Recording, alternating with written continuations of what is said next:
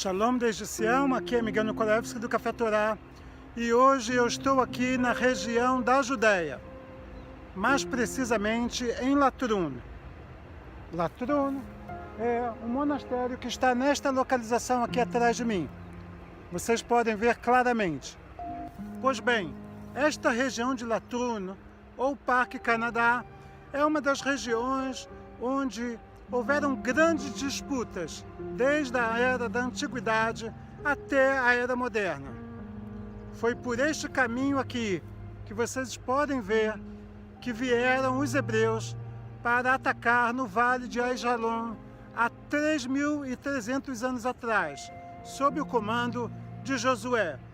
E, na era moderna, foi aqui, neste campo, que se espalharam os exércitos árabes, mais precisamente a Legião Jordaniana, que era o exército mais bem preparado do Oriente contra o recém-nascido Estado de Israel. A Legião Árabe, que estava localizada aqui, visava invadir o país, sufocar os judeus e acabar com o Estado de Israel. E foi aqui que, durante 7 batalhas importantes, os judeus caíram em batalha, perdendo uma batalha após a outra. Mas, ao mesmo tempo, foi aqui que o exército jordaniano parou e não conseguiu mais avançar em direção à região de Tel Aviv. Hoje eu estarei mostrando para vocês este cenário incrível da Batalha de Independência de Israel e como os judeus conseguiram abrir o caminho em direção a Jerusalém, que estava sitiada. Eu quero convidar a você a seguir-me pela Odisseia judaica e a história moderna do Estado de Israel.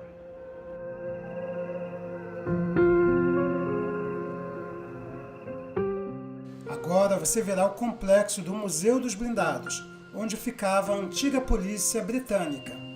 Com a saída dos britânicos da região, eles passaram o controle do complexo para os árabes, que impediam os judeus de subirem a Jerusalém, levando mantimento para a cidade. E foi aqui, junto ao monastério de Latrun, que vocês podem ver, que aconteceu 7 batalhas sangrentas, na tentativa de romper o bloqueio jordaniano, que estava sufocando Jerusalém e pondo em risco a existência do recém-proclamado Estado de Israel.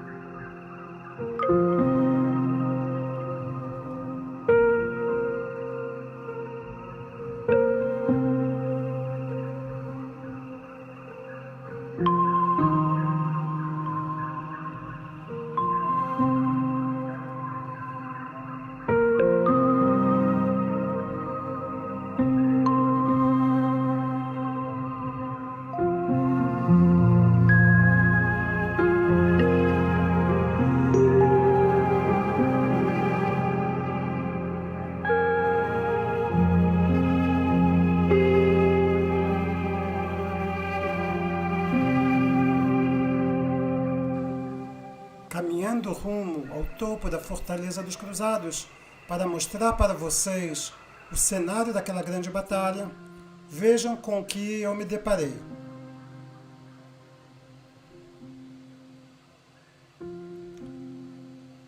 É uma serpente que foi morta.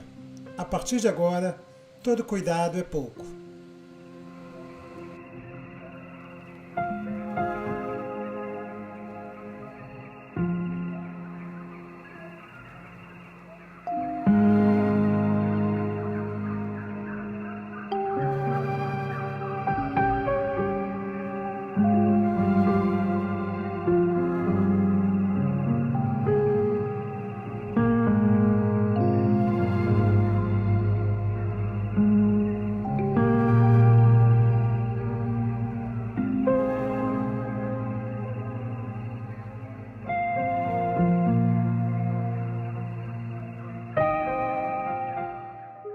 Shalom, depois de uma caminhada um tanto perigosa, eu consegui chegar no ponto que eu queria para mostrar para vocês. Eu estou em cima da Fortaleza dos Cruzados, na região de Latrun, e quero mostrar aqui para vocês exatamente onde ficava a posição dos jordanianos durante a Guerra de Independência de Israel. Acompanhe comigo. Conforme eu falei antes, eu estou em cima da grande Fortaleza dos Cruzados que havia aqui em Latrun. Notem ao fundo esta torre. Notem aqui à esquerda esta parede enorme, que é parte do complexo, esta outra parede, e eu estou em cima de uma parede da fortaleza. Aqui um arco antigo, aqui alguns degraus que dá para descer para o outro lado. E ao fundo vocês podem ver onde está esse bosque bem verde lá na frente. É a colina onde ficava a antiga cidade de Emaús. Bem, virando para o outro lado, vocês vão ver ao fundo um vilarejo que se chama Neve Shalom.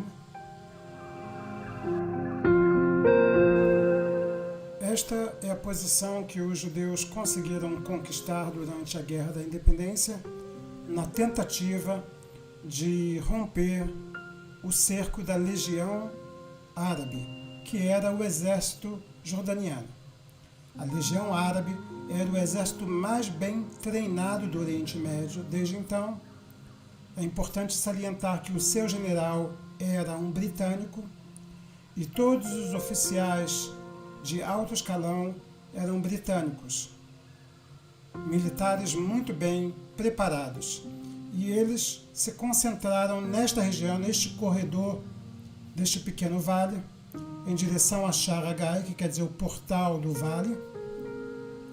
E aqui à esquerda vocês estão vendo a estrada 1, que é a principal estrada de Israel hoje, mas a estrada antigamente não passava exatamente nesta direção. Eu vou mostrar para vocês que à minha direita, este caminho de terra que vocês estão vendo, era o roteiro da antiga estrada que subia para Jerusalém até 1977.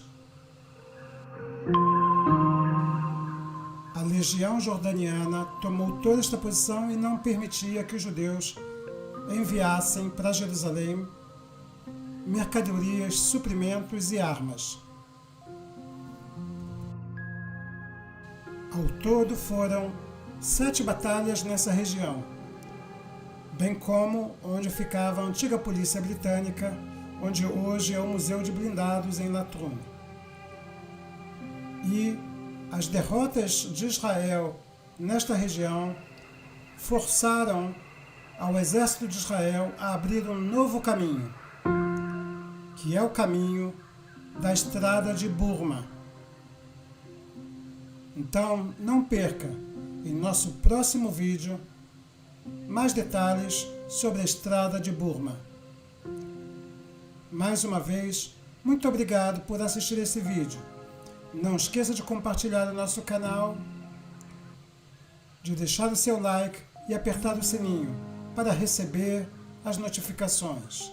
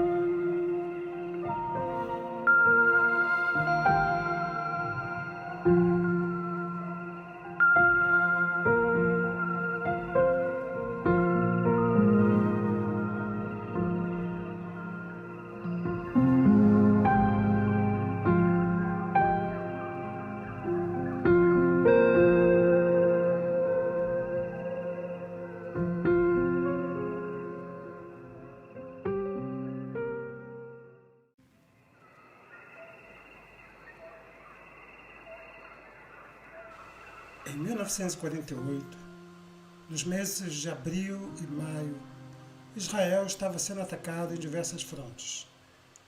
Ao sul, o Egito tentava chegar para destruir Tel Aviv. Na parte central, no caminho de Jerusalém, estava a Legião Árabe, o exército jordaniano, o exército mais bem preparado do Oriente Médio naqueles dias. E, na região norte e na Samaria, estava o exército iraquiano e o exército cherkessi. As amêndoas maduras me fazem lembrar aquelas batalhas no começo do verão de 1948. Após a quinta batalha sangrenta, os judeus haviam conquistado uma aldeia árabe no alto desta colina. E então 3 soldados passaram por este caminho onde estou para verificar se podiam chegar a Jerusalém por ele. Inicialmente, a aparência é de que seria fácil, mas, ao se aproximar das colinas, o caminho fica cada vez mais estreito e perigoso. Mesmo assim, eles persistiram. Este caminho está a cerca de 2 quilômetros da estrada principal que liga Jerusalém a Tel Aviv.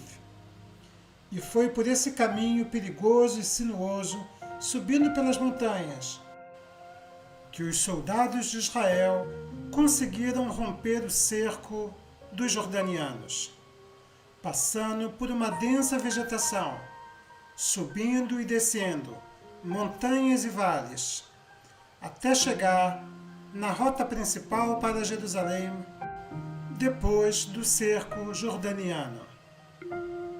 Apenas 4 anos depois da Guerra da Independência, o Estado de Israel decidiu plantar aqui 6 milhões de mudas de coníferas, para lembrar os 6 milhões de judeus que foram massacrados no Holocausto nazista.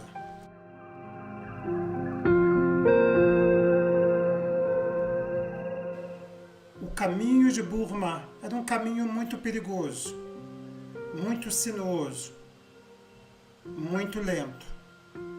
Porém, ele esteve ativo por cerca de 6 meses, o suficiente para o novo exército de Israel preparar uma outra estrada, mais 5 quilômetros ao sul, que finalmente resolveu o problema do abastecimento de Jerusalém.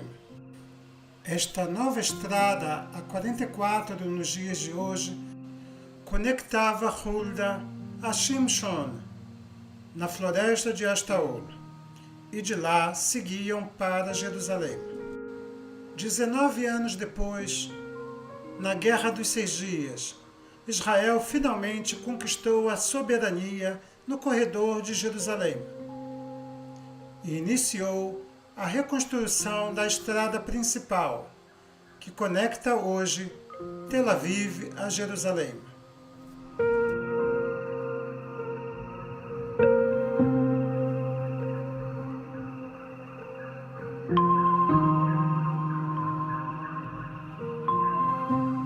A calma aparente que vemos aqui foi rapidamente interrompida pelo sobrevoo de um avião militar das Forças de Defesa de Israel. Isto me fez lembrar que nem sempre foi assim. Este lugar é marcado por grandes batalhas e, finalmente, pela vitória definitiva do Estado de Israel, que, apesar dos seus primeiros dias sangrentos, decidiu iniciar um dos investimentos mais importantes, o reflorestamento da Terra Santa. O bosque, com as 6 milhões de mudas, foi chamado de Floresta dos Santos, Yar Kedushim. Nele podemos encontrar monumentos como este, que contam a história das batalhas que ocorreram aqui. Este monumento não somente traz nomes ou incidentes onde morreram os judeus, mas o principal é que eles fazem lembrar a bravura e o heroísmo daquela primeira geração.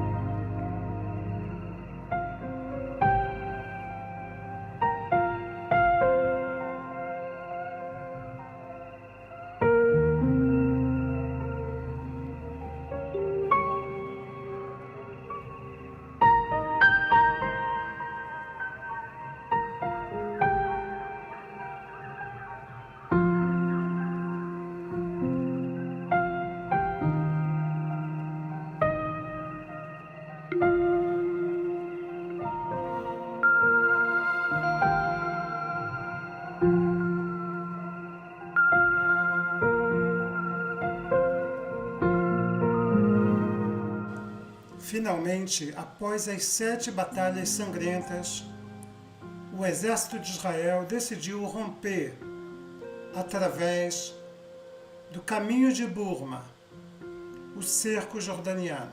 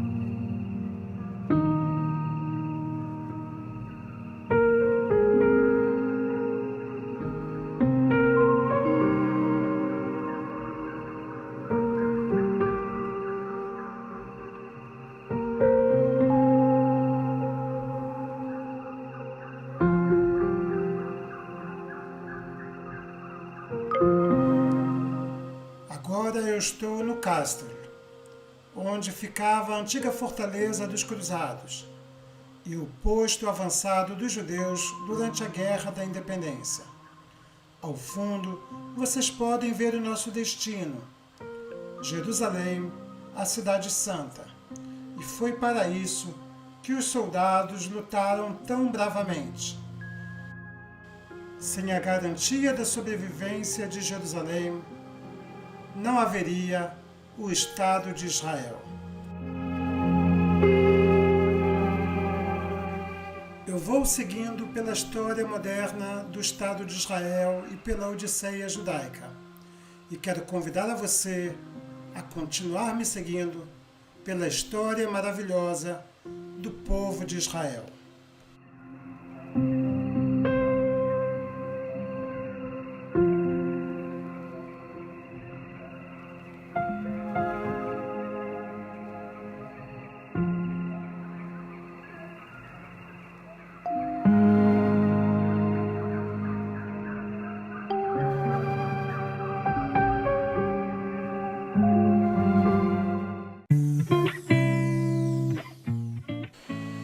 Shalom desde Sião, aqui é Miguel Nikolaevski do Café Torá e mais uma vez eu estou não muito distante da cidade de Modi'in, em um local conhecido como os Túmulos dos Macabeus.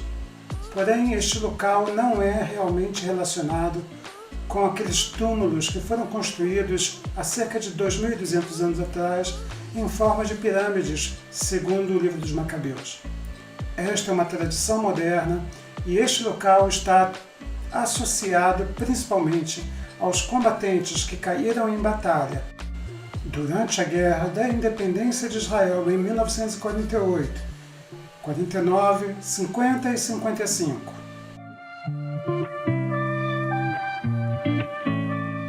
No Yom HaZikaron, este local está completamente lotado. Porém, durante o ano todo, quando está vazio, este local nos dá uma excelente oportunidade de conhecermos um pouco mais sobre a história moderna do Estado de Israel. Então, mais uma vez, eu quero convidar a vocês para seguirem comigo por esta jornada incrível pela Odisseia Judaica.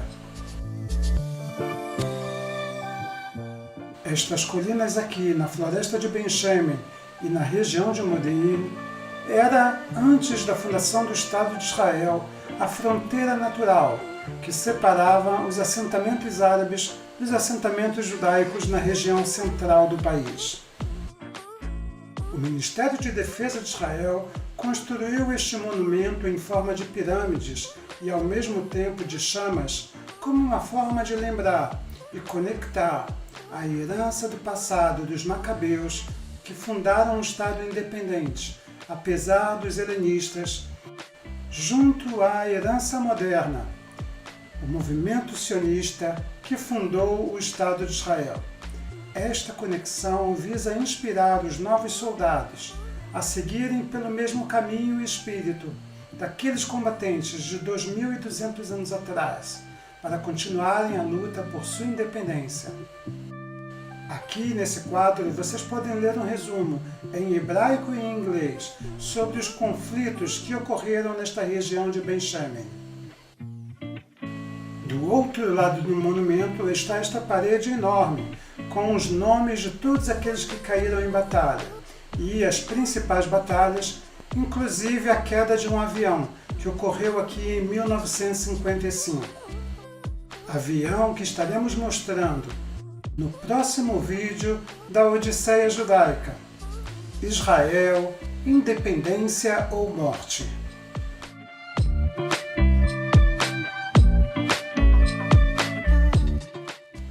Aqui vocês podem ver os que caíram em batalha na Guerra de Tachar, que é a Guerra da Independência. Neste outro quadro, por exemplo, em cima está escrito até mesmo o local da batalha, Beit Nabala Nebatlat. E aqui embaixo também, Dir Tarif Beit Tarif, Kula Givat Koach, um pouco mais ao ocidente. Aqui a batalha de Mitzpor Ben Shemen, na defesa de Gamzo, em homenagem àqueles que caíram junto a Gamzo.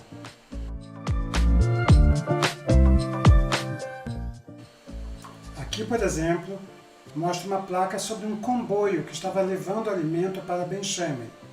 E aqui, do Moshav que está bem ao lado, Mevo Modi'in.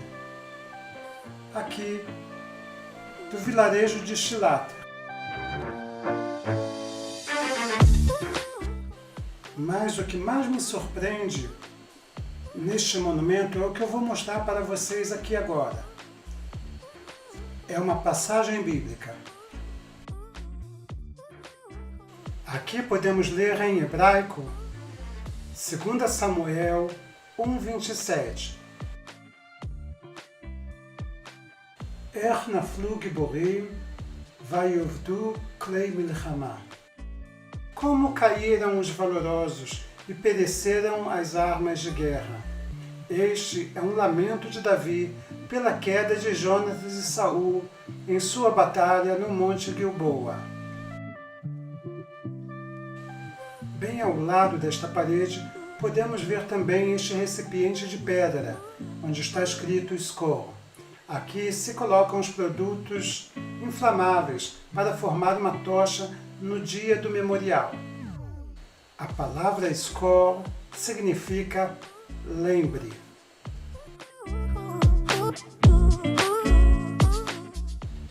Bem, agora que vocês já viram a parte do cerimonial e do memorial, eu quero levar vocês por uma caminhada leve em direção a um túmulo antigo, onde se pensava que era o túmulo dos Macabeus.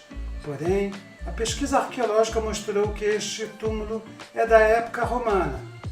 Mesmo assim, como está bem próximo, acho que vale a pena caminhar um pouco e mostrar não somente as flores e este caminho belo, mas também o interior deste túmulo.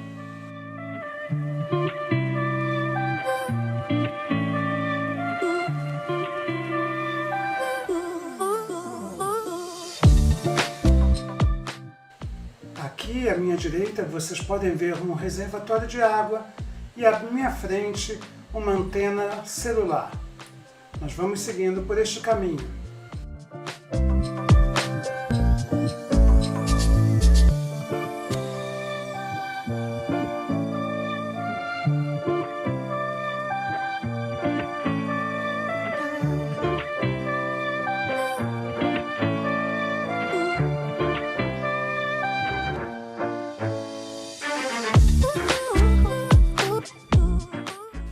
Agora que já cheguei ao meu destino, vocês podem ver os pinheiros ali do chamado Túmulo dos Macabeus, ou melhor, o monumento do Túmulo dos Macabeus. Eu vou descer por aqui, tem uma pequena escada que quase não se pode ver, mas reparem que eu estou junto de uma autoestrada. Esta é a autoestrada 443, a segunda mais importante que conecta Jerusalém com Tel Aviv. E bem aqui, ao lado da estrada, vocês podem ver esta gruta funerária, que foi preparada como um mausoléu.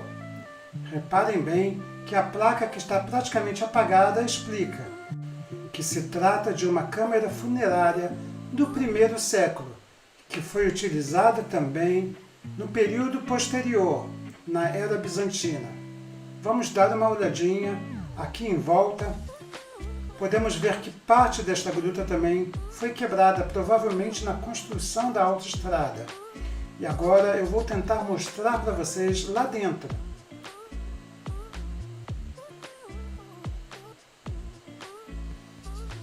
Ok, vocês podem ver dois ferros, um deitado e outro em pé. Os dois ficavam em pé para apoiar o teto da gruta, que provavelmente estava com risco de desabar. Agora eu vou tentar mostrar para vocês aqui também mais um ferro em pé, segurando a gruta. Para o Estado de Israel, conservar esse tipo de túmulo é muito precioso, principalmente porque ele está em um local isolado. Agora eu vou mostrar mais uma entrada em uma câmara de sepulcro. E aqui vocês podem ver que eram colocadas aqui urnas típicas do primeiro século, segundo e terceiro século, e a Era Bizantina. Porém, eu posso identificar aqui uma barra de ferro pequena, que parece um pé de cabra. Voltando novamente à gruta anterior, eu posso identificar aqui também um balde. Isso mostra que alguém estava tentando escavar e retirar materiais da antiguidade para vender no mercado negro. Ainda posso ver também garrafas de plástico. Isso quer dizer que as pessoas ficaram muito tempo aqui tentando roubar antiguidades. Isto é algo simplesmente lamentável. Os árabes costumam roubar túmulos como este, vender as peças no mercado negro e simplesmente apagarem mais um pedaço da rica história do povo de Israel. Agora que acabei de mostrar para vocês a câmara funerária, eu quero que vocês vejam a autoestrada que passa aqui. Não perca o nosso próximo capítulo, Odisseia Judaica, Israel, Independência ou Morte. Não esqueça de fazer like e compartilhar o nosso canal.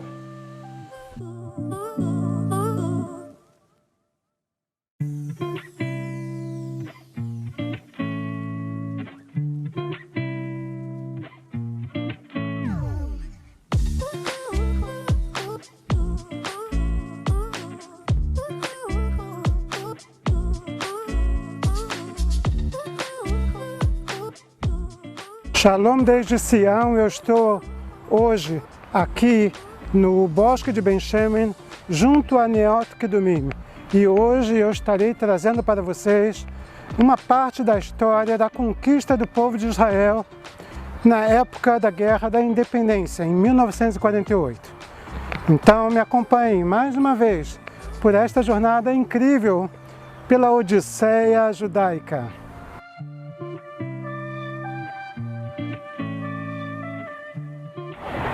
Mais uma vez, eu estou aqui na região de Ben Shemen, não muito distante da cidade de Modi'in. Atrás vocês podem ver o Moshav Mevo Modi'in. E vocês podem ver aqui uma placa que está escrito que este local é para a lembrança daqueles que caíram em Zenglebi. Já já eu vou estar falando para vocês sobre isso, as muitas batalhas que ocorreram aqui. Nós vamos seguindo pela Odisseia Judaica. A Operação Dani foi a principal operação das Forças de Defesa de Israel durante os 10 dias na Guerra da Independência. Essa operação ocorreu no dia 10 e se estendeu até o dia 18 de julho de 1948, entre Latrun e Ramallah. Embora apenas os 2 primeiros objetivos tenham sido alcançados, a operação foi considerada um grande sucesso. As forças da Legião Jordaniana, que ficavam aqui nas colinas de Modin, foram consideravelmente removidas da região central do país, especialmente porque estavam ameaçando a região de Gush Dan, ou seja, a região de Tel Aviv. O corredor de Jerusalém também foi consideravelmente expandido. Esta operação foi um marco na história das Forças de Defesa de Israel. A primeira operação realizada por uma divisão inteira do exército.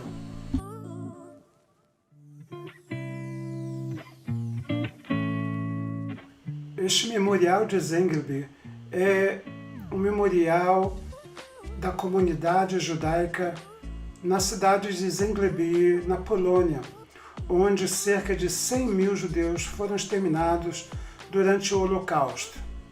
Porém, como eu falei antes, estas colinas aqui na região de Ben-Shemen e Modi'in são colinas onde houveram diversas batalhas importantes do povo de Israel.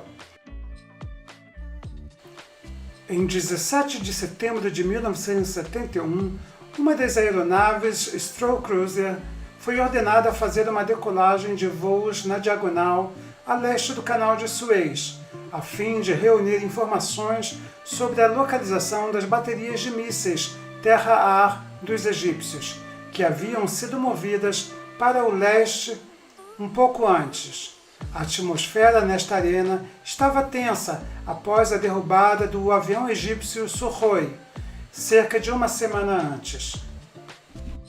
Quando o avião sobrevoou o grande lago amargo junto ao canal de Suez, 2 mísseis egípcios SA-2 foram lançados contra ele, o que era aparentemente uma emboscada planejada, e causaram danos e o avião começou a girar. O capitão perdeu o controle e ordenou que a tripulação abandonasse. Somente o mecânico conseguiu sobreviver. E os restos deste avião podem ser vistos aqui, no bosque de Ben-Shemen, não muito distante de Modi'in.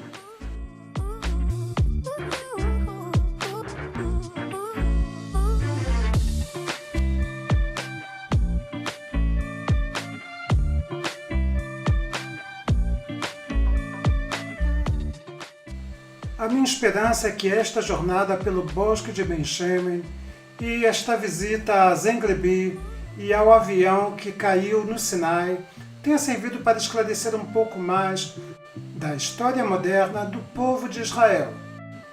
Nós vamos seguir adiante pela Odisseia Judaica e por Israel, independência ou morte.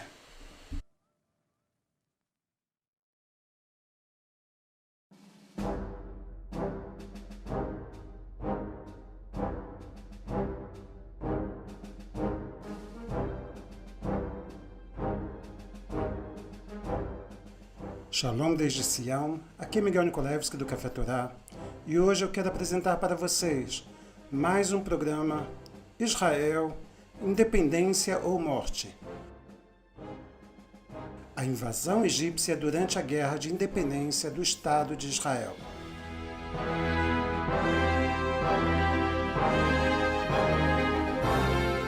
Você sabia que no sul de Israel existem 2 obeliscos egípcios que foram colocados ali justamente para lembrar esta guerra, que foi na realidade o maior fiasco do mundo árabe até os dias de hoje. Este, por exemplo, está na cidade de Asdod, e é por aqui que começaremos a nossa jornada histórica. em um local chamado Gesher Adalon, ou seja, uma ponte chamada Até Aqui, porque foi aqui que as forças egípcias pararam na tentativa de invadir Tel Aviv, cerca de 35 quilômetros ao norte desta posição. E até hoje não está claro o motivo real pelo qual esta invasão foi paralisada, mas o fato é que a invasão egípcia causou o êxodo de árabes da região para a faixa de Gaza, e é por isso que hoje, na cidade de Ashkelon e Asdod, quem vive são os judeus. Neste grande painel em Gesher Adalon, podemos ver também as posições dos exércitos de Israel e dos egípcios, em maio de 1948, quando as batalhas chegaram no seu ápice aqui. E, ao lado, podemos ver também o nome daqueles que caíram defendendo o país. As forças egípcias nessa região eram bem superiores às forças dos israelenses. Porém, algumas coisas os surpreenderam, e talvez o medo do inesperado foi a maior arma que os impediu de avançar de Gesher Adalon. Na noite de 15 de maio de 1948, horas após a declaração de independência do Estado de Israel, a Força Expedicionária Egípcia cruzou a linha de fronteira internacional que separava Israel do Egito, na região de Rafah, e invadiu a fronteira do que seria o Estado Árabe de acordo com a decisão da partição da Palestina. Uma divisão de 4 brigadas regulares, lideradas pelo general Ahmad Ali al-Mawawi, movendo-se em colunas, uma de Gaza ao longo da estrada costeira em direção a Tel Aviv e outra através de Beersheba para Hebron e Jerusalém, de acordo com um plano de invasão abrangente, coordenado com a Jordânia e a Síria.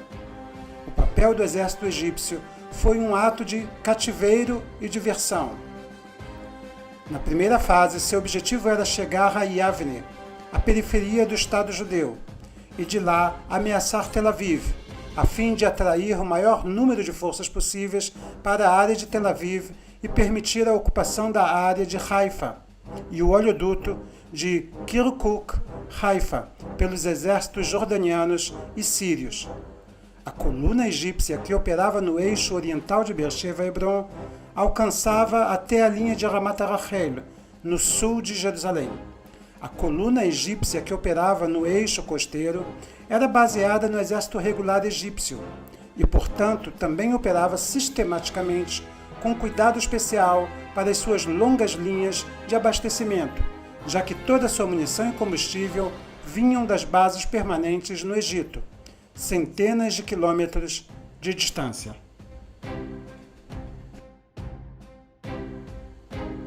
As forças israelenses no sul consistiam na Brigada do Negev, que era responsável por defender os assentamentos judaicos do sul, na linha Al-Fallujah-Majdal, e suas forças foram divididas entre os kibbutzim e a Brigada Givati, que foi responsável pela área norte desta linha.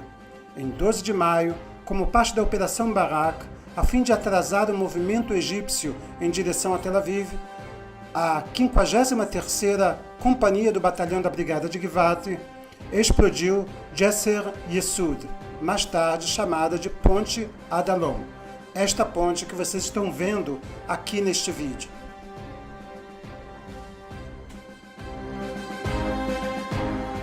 Nas 2 primeiras semanas, o exército egípcio tentou assumir o controle da faixa de Gaza e garantir suas linhas de abastecimento. Então ele começou a atacar os assentamentos judaicos próximo à estrada. Seus sucessos foram parciais, mas ele conseguiu capturar o kibbutz Yard Mordechai em 24 de maio, quando seu comandante queria estabilizar uma linha de defesa no eixo Majdal-Hebron, ao sul de Asdod. Após a pressão do governo jordaniano sobre o Egito, na Operação Ben Nun, em Latrun, al-Mawawi recebeu ordens para avançar suas forças para o norte, a fim de aliviar a pressão das forças de defesa de Israel contra a legião jordaniana. Em 28 de maio, a força egípcia continuou a se mover para o norte. Eles passaram pelo kibbutz Nitzanim, que ficou sitiado, e o posto de observação relatou grandes forças em movimento. A coluna egípcia entrou na cidade árabe de Isdud, que hoje se chama Asdod e é judaica, mas foi interrompida pelo exército em Jisr Isdod, a ponte que vocês estão vendo aqui. Eles começaram a construir uma ponte alternativa no lugar da ponte que foi explodida e se preparavam para a defesa. A estabilização do exército egípcio na linha de Avne em 29 de maio, cerca de 2 semanas após a sua invasão, coincidiu com a chegada da coluna oriental na área de Ramat Rachel, no sul de Jerusalém, e Beit Shemesh. A estabilização da legião jordaniana em Latrun, na área de Ramle, separava Jerusalém de Tel Aviv, separando também a planície costeira do sul e a área de Tel Aviv, cumprindo assim o objetivo estratégico dos árabes em guerra. Naquele mesmo dia, 29 de maio, os egípcios foram surpreendidos por um ataque aéreo das primeiras 4 aeronaves Avia S-199, Messerschmitt, do primeiro esquadrão de combate da Força Aérea de Israel, comandado por Lanert. Foi a primeira operação e, de fato, o primeiro voo operacional de um esquadrão da Força Aérea de Israel, cuja existência, até então, era mantida em segredo.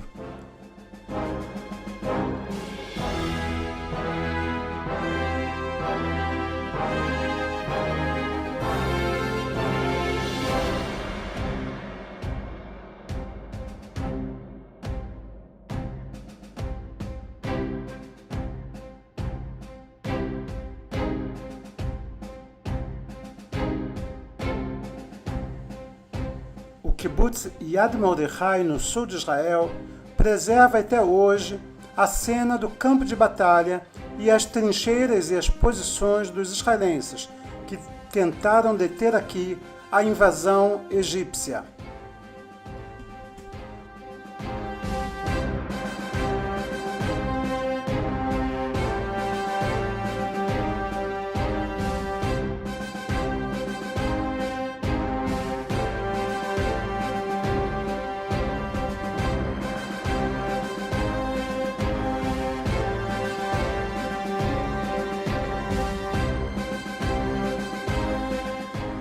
A intenção da Liga Árabe e dos exércitos do Egito, da Síria, da Jordânia e do Iraque eram esmagar o recém-nascido Estado judaico e permitir que os árabes tivessem um controle total das terras de além do Jordão.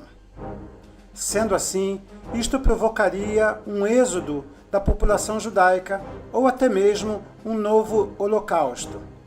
Mas o fato é que eles não conseguiram. O Estado de Israel não somente prevaleceu, mas expandiu as suas fronteiras. Por causa do medo, muitos aldeões árabes acabaram fugindo da região, com medo da represália dos judeus. E é por isso que nós temos hoje uma grande população na faixa de Gaza. Ao mesmo tempo em que os egípcios não deixam os árabes da faixa de Gaza viver ali no Egito, já que eles que foram os maiores responsáveis pelo êxodo árabe das regiões de Ashkelon e de Asdod.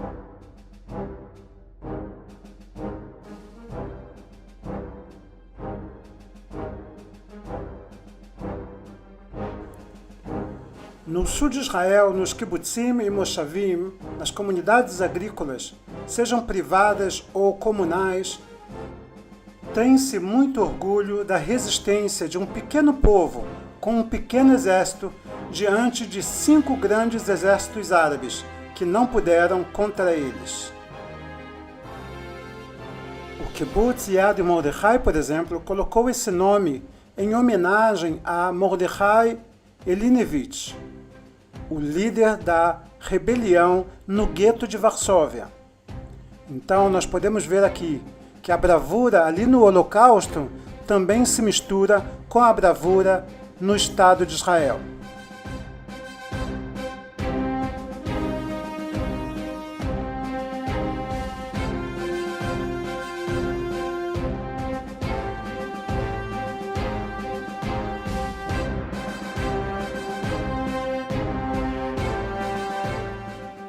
Após a guerra do Yom Kippur, quando o Estado de Israel e o Egito chegaram a um acordo de paz, os egípcios também pediram, dentro da ântara do acordo, que fossem erguidos 2 monumentos em homenagem aos soldados egípcios que caíram em batalha na região. É por isso que nós temos o obelisco de Gesher Adalom que vocês viram antes, mas temos também esse outro obelisco que é o obelisco de Metzudat Yoav, onde ficava também um outro posto avançado dos egípcios.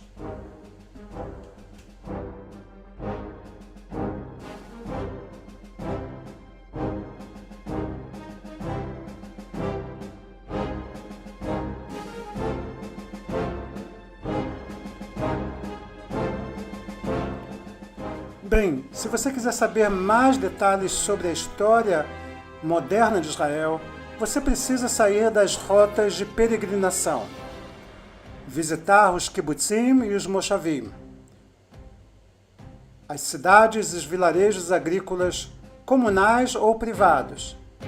Elas estão repletas de histórias incríveis, como a história da invasão egípcia. E em muitos dos seus cemitérios estão também os heróis que morreram defendendo o país dos seus inimigos.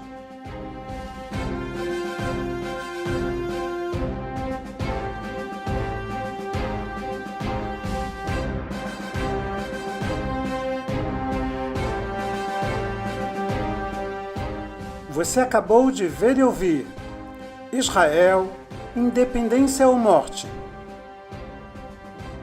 A invasão egípcia durante a Guerra de Independência do Estado de Israel. Não esqueça de fazer like e compartilhar o nosso canal, para que mais pessoas tenham acesso a essas informações. Deixe o seu comentário e aperte o sininho para receber as notificações. Aqui é Miguel Nikolaevski do Café Torá, direto de Sião para vocês.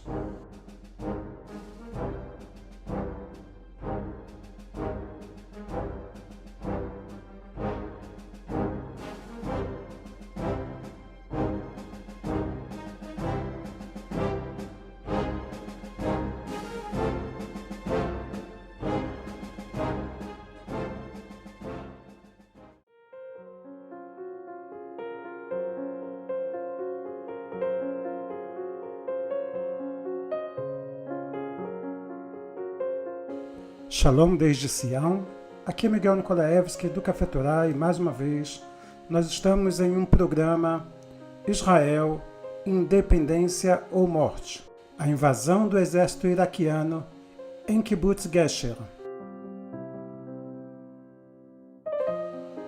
Gesher significa ponte e é também o nome de um kibbutz pertencendo ao movimento kibbutzim.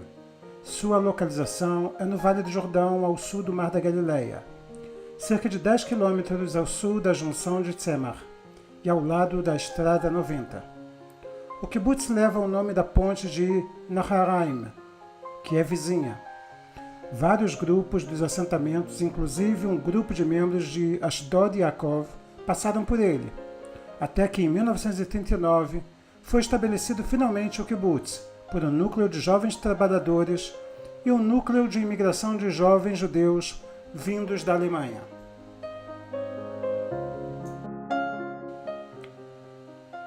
Logo após a declaração de independência do Estado de Israel, entre 27 a 30 de abril e 15 e 22 de maio, a fazenda dos imigrantes e a fortaleza da polícia britânica foram atacadas pela infantaria e pessoal da Legião Jordaniana e pelo exército iraquiano, que cruzou o Jordão para o oeste e assumiu o controle de Givat Gamal.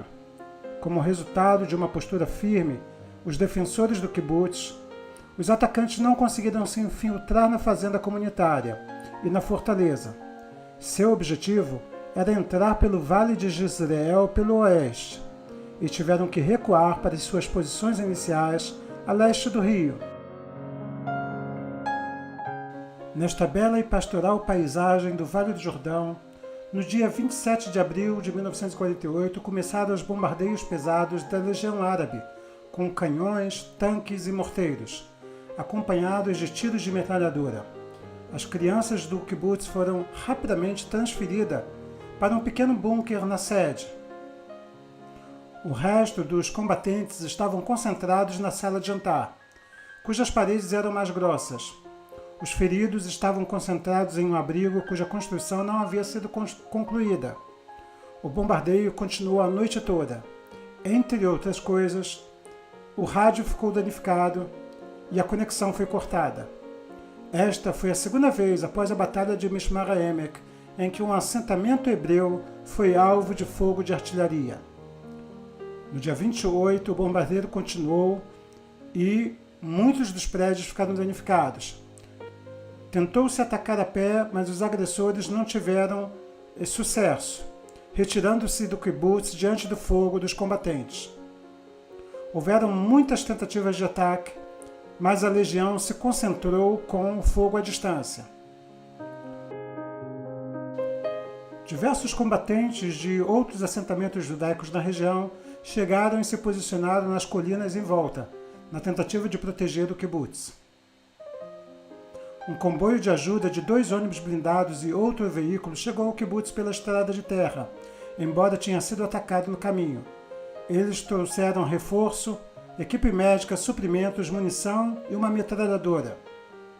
No caminho de volta, ele deveria evacuar as crianças, num total de 50, porém a rota de evacuação ficou exposta ao fogo da Legião Jordaniana, que aumentou com a chegada do comboio.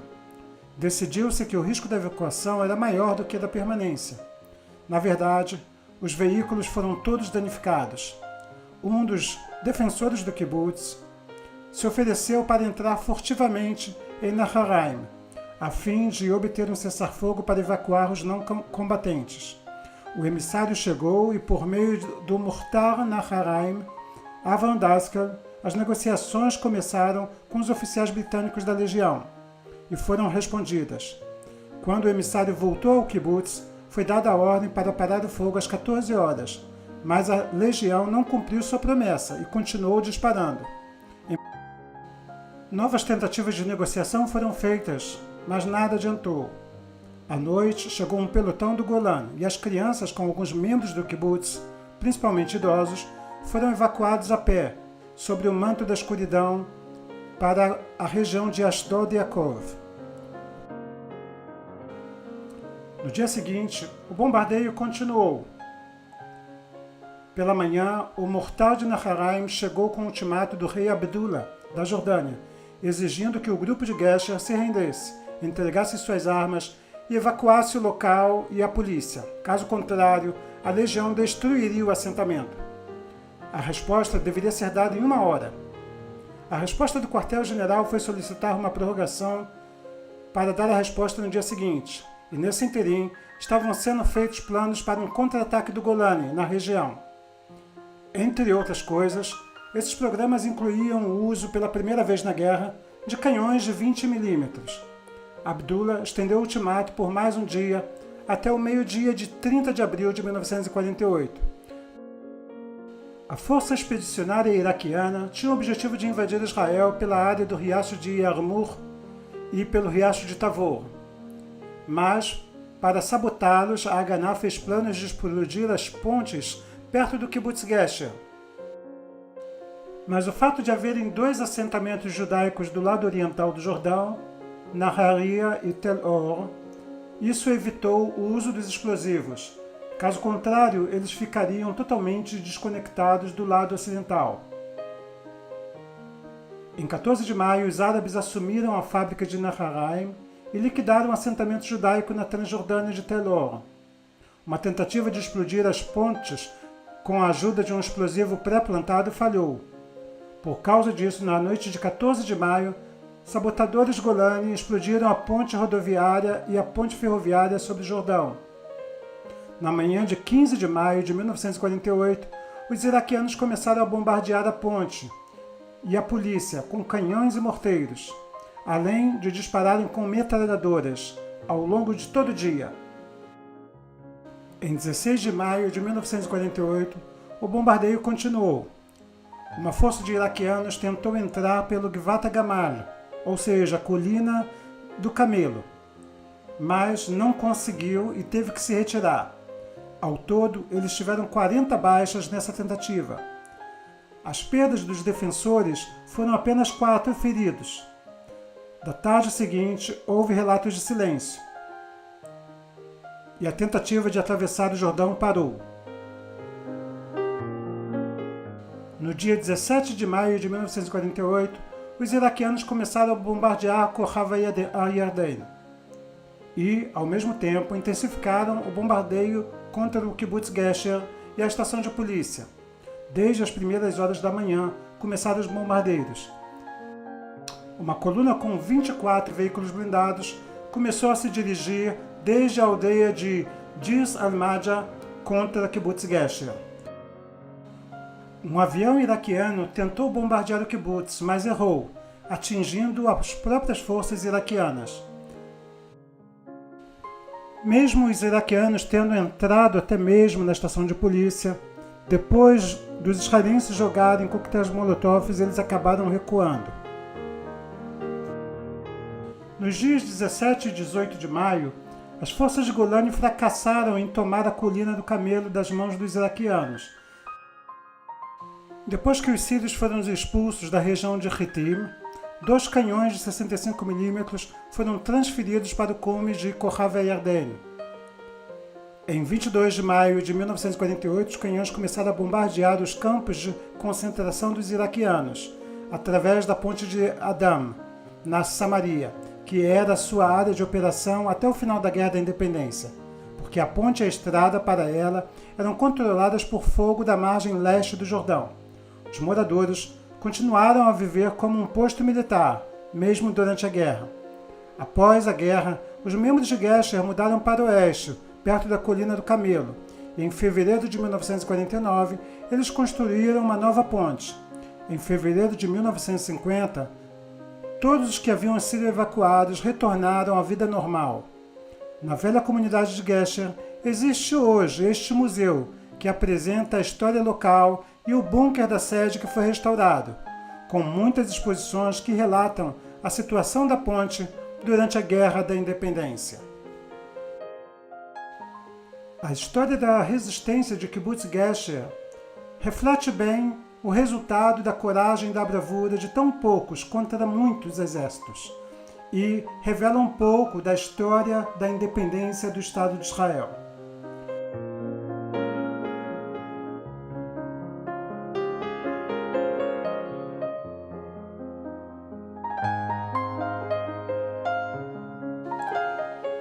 Mais uma vez, você acabou de ver e ouvir Israel, Independência ou Morte.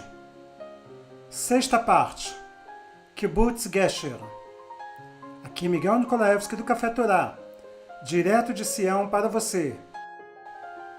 Não esqueça de clicar em gostei, deixar o seu comentário e compartilhar o nosso canal.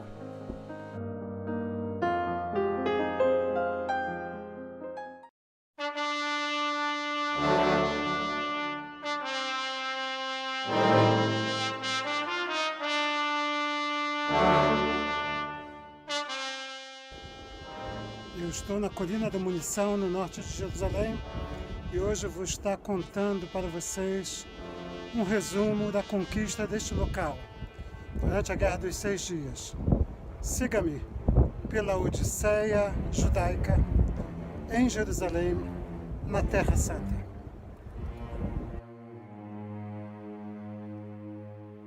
A Colina da Munição era um posto avançado da Jordânia, no norte de Jerusalém, onde a batalha pesada ocorreu durante a Guerra dos 6 Dias. O complexo foi estabelecido pelos britânicos no início da década de 1930, como um depósito de armas para guardar munições da Escola de Polícia Britânica, e foi anexado pela Jordânia durante a Guerra da Independência de Israel em 1948. A Colina da Munição é o local onde as forças de defesa de Israel encontraram grande resistência, principalmente por causa da privilegiada posição dos jordanianos, que construíram no local diversas trincheiras e bunkers, de onde disparavam contra todos os que se aproximavam da colina. O prédio da Escola de Policiais foi erguido em uma colina de 797 metros acima do nível do mar, em um pico da cordilheira do Monte Scopus, a noroeste de Jerusalém. Em 19 de maio de 1948, durante a Guerra da Independência, a Legião Jordaniana ocupou o complexo, juntamente com outras áreas no norte da cidade. Os jordanianos tomaram o Monte Scopus de Jerusalém Ocidental a Jerusalém Oriental. Durante a Guerra dos 6 Dias, os jordanianos abriram fogo contra os judeus a partir desta colina. Então, as forças de defesa de Israel decidiram passar de atos defensivos para contra-ataque, iniciando diversas operações em todas as frentes de batalha. A batalha na Colina da Munição foi decisiva para a libertação do Monte Scopus, a libertação não somente da Universidade Hebraica, que estava sitiada, mas também de toda a cidade de Jerusalém, pois através de sua posição topográfica privilegiada, os jordanianos difundiam o terror, disparando contra os bairros judaicos da Cidade Santa. Durante a batalha, houve um grande número de baixas do lado de Israel. Ao todo, eram 150 soldados que caíram nos confrontos nada menos que 71 soldados. Do lado jordaniano, eram 120 soldados. O número de mortos deles é incerto, mas, pelo visto, muitos fugiram durante os confrontos. O grande número de mortos se deve à fortificação jordaniana e ao fato de que, em um bunker principal, eles tinham em mãos, além de metralhadoras, uma bazuca, com as quais disparavam contra os soldados de Israel. Israel venceu a batalha graças a um soldado muito corajoso, que decidiu se arrastar em direção ao mesmo, arriscando a vida, até a abertura do bunker principal, e lançar uma granada para dentro dele. A ação corajosa dele levou à morte dos soldados jordanianos e poupou dezenas de outras vidas dos israelenses. Aqui, no bunker jordaniano, após essa história incrível de bravura e heroísmo, eu espero que isto tenha servido para vocês compreenderem um pouco mais do grande milagre que aconteceu aqui em Jerusalém, na Guerra dos 6 Dias. Mais uma vez, muito obrigado. Não esqueça de fazer like e compartilhar o nosso canal. Miguel Nikolevski, direto de Sião, para você.